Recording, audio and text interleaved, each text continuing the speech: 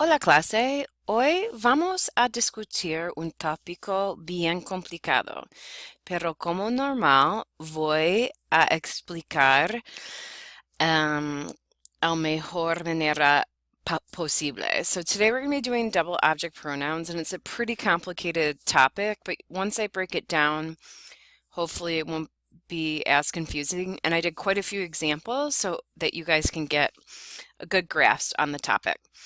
So at the top of your cheat sheet, I think you guys have direct objects first and then indirect objects. So just pay attention to which is which. So in earlier in chapter 5, we did direct object pronouns, right? And that's to the right of the screen. Me, te, lo, la, nos, os, los, las.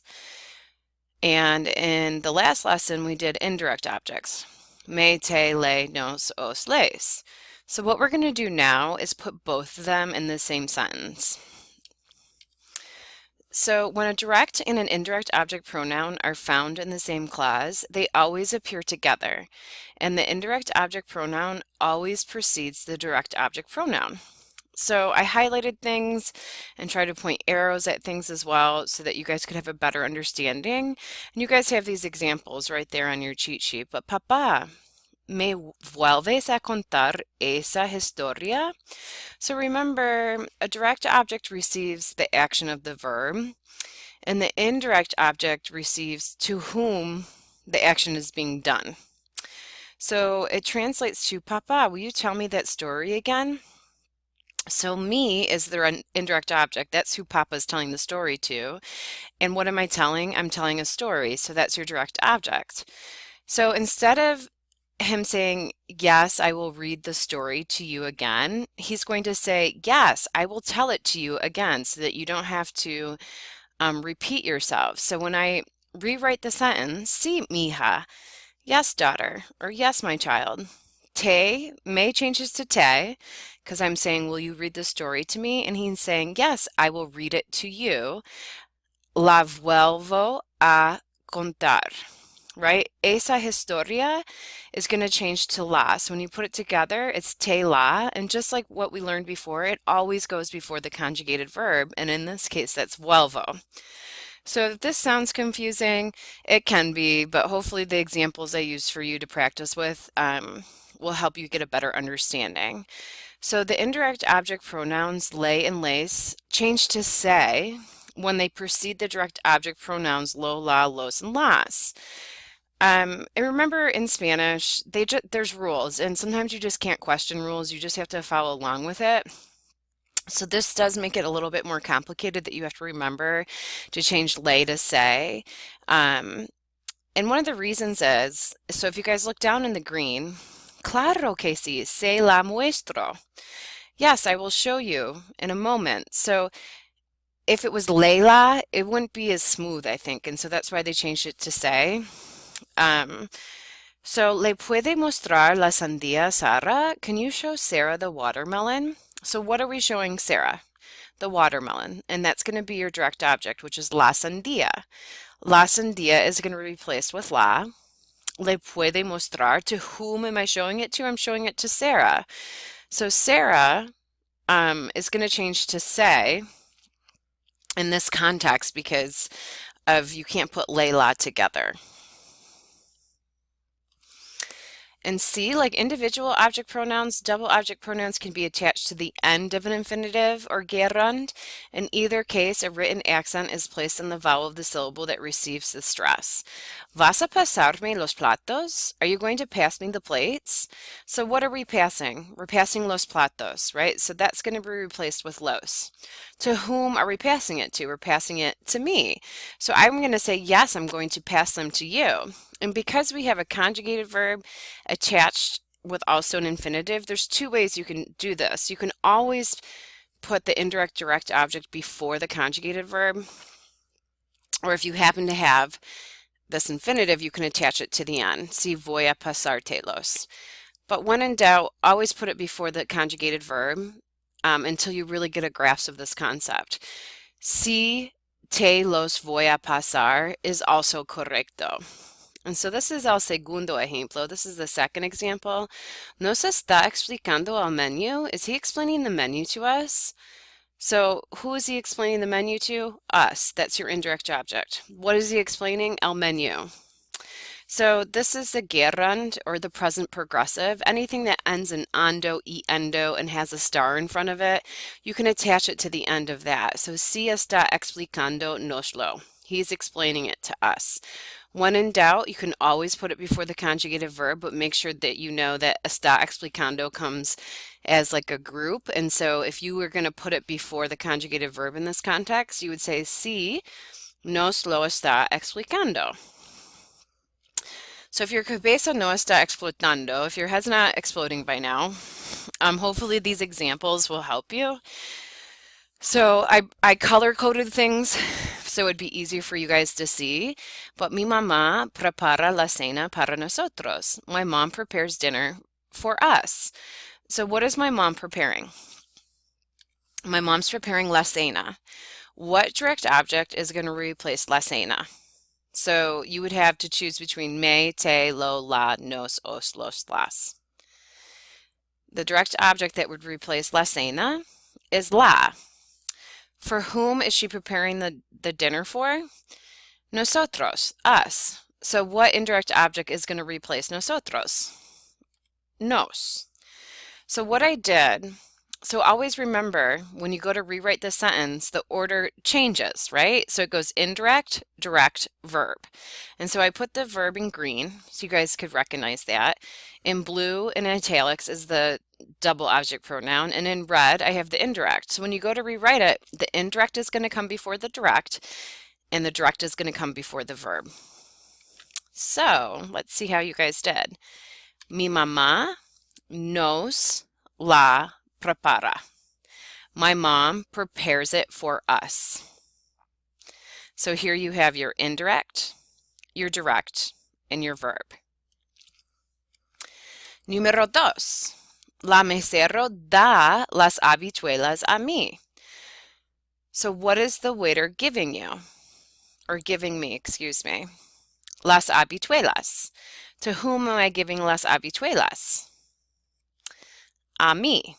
So las habichuelas would be replaced with las, and the indirect object me is going to be replaced with me. And again, now you need to put the indirect, direct verb in the sentence. So remember, when the direct object changes to las, it completely replaces habichuelas. Okay, so you don't need to rewrite that sentence. This is the whole point, is that you don't have to repeat yourself. El mesero me las da.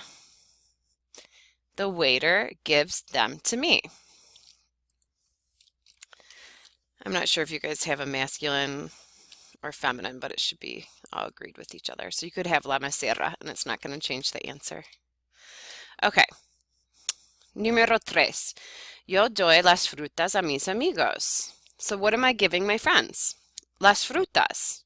To whom am I giving the fruits to? My friends. So las frutas would be replaced with las. Mis amigos is going to be replaced with les. But remember, anything that's in the singular third person or the plural third person, les is going to change to se. So, yo se las doy. Because if you said yo les las doy, it just doesn't, it's not as fluid. So I think that's why they changed it to se. So remember, anytime you have a third person singular, third person plural, in double object pronouns, the les is going to change to se. Número cuatro. Yo preparo los aguacates para mis padres. So, ¿qué preparas? Los aguacates. ¿Para quién prepara? Mis padres. So, los aguacates, los, mis padres, les. So it's the same as the example before. Make sure that you change the les to se. Yo se los preparo. I am preparing them.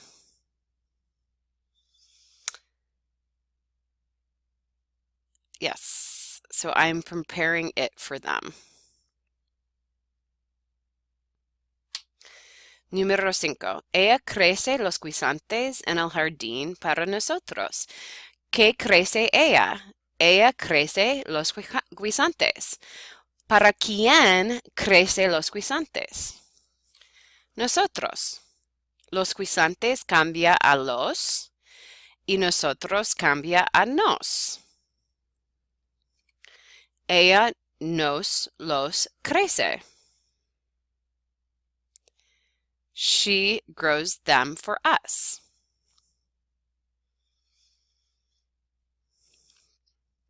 El mesero nos sirve unas cervezas peruanas.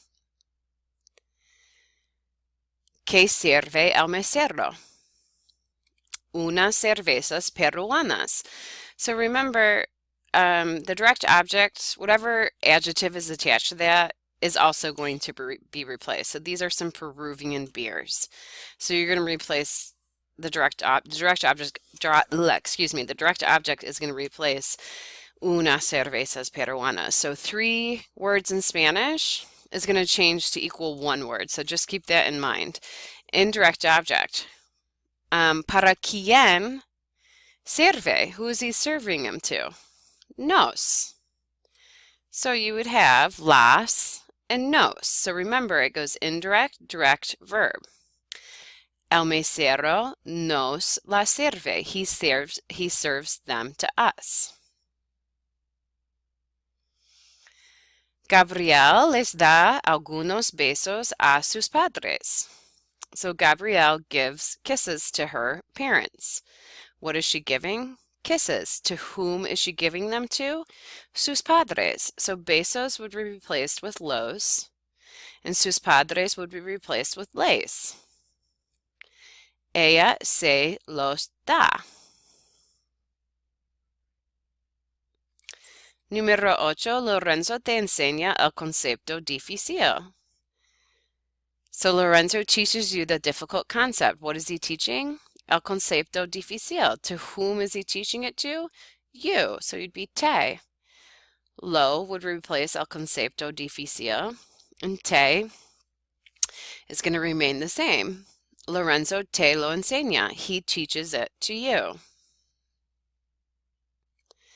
Número 9. Ana nos trae la comida a nosotros. Anna brings us the food to us. What is she bringing? La comida. To whom is she bringing it to? Nosotros. Right? So in this context, nos and a nosotros would be in red. And a lot of times, like we said in the lesson before, you do a lot of reiterating. So especially in the third person plural. So nosotros would change to nos. Ana nos la trae. And on the right, this is actually a Puerto Rican dish, and it's called mofongo. It's got plantains and garlic and some other deliciosas cosas. Número 10. Nosotros te explicamos las direcciones. We are explaining the directions to you. So, ¿qué explica? Las direcciones. ¿A quién? Te. Las, te. Nosotros te las explicamos. Mis padres les preparan la cena para sus hijos. ¿Qué preparan? La cena. ¿Para quién? Sus hijos. So that should say sus hijos, which would change to les, which then eventually would change to se. So this is a little bit out of order. Mis padres se la preparan.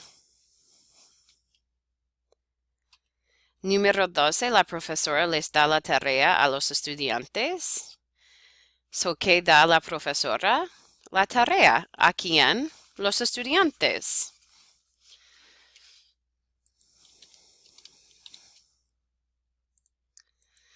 So, right, la tarea cambia a le. Los estudiantes would eventually change to se because it's in the third person plural. La profesora se la da. Número 13. El mesero le da los camarones a Alyssa. ¿Qué da el mesero? Los camarones. ¿A quién? Alyssa. Los se. El mesero se los da. Número 14. Yo te sirvo el almuerzo. Direct object, que sirvo yo? Yo sirvo el almuerzo. ¿A quién? Tú. So almuerzo cambia a lo, and this stays the same. So yo te lo sirvo. I serve it to you. Número 15, quiero preparar el cuy para mi esposo.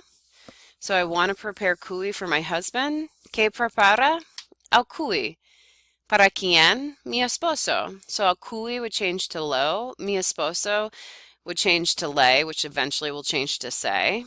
So there's two ways you can answer this just because you have a conjugated verb and an infinitive right after it. So you can choose to attach it to the end of preparar. Quiero preparárselo. I want to prepare it for him. But make sure they're right, like they don't separate, they become one word. Or, like we've been doing for the first 14, until you get a really good grasp on this, you can always put it before the conjugated verb, no questions asked. Se lo quiero preparar. So, yo sé que este tópico es complicado, pero es la razón que hay tequila y siesta en español. Y que tenga un buen día y buena suerte. I hope you guys do really well on this, but don't let this frustrate you. Keep moving forward. Y nos vemos pronto. Ciao.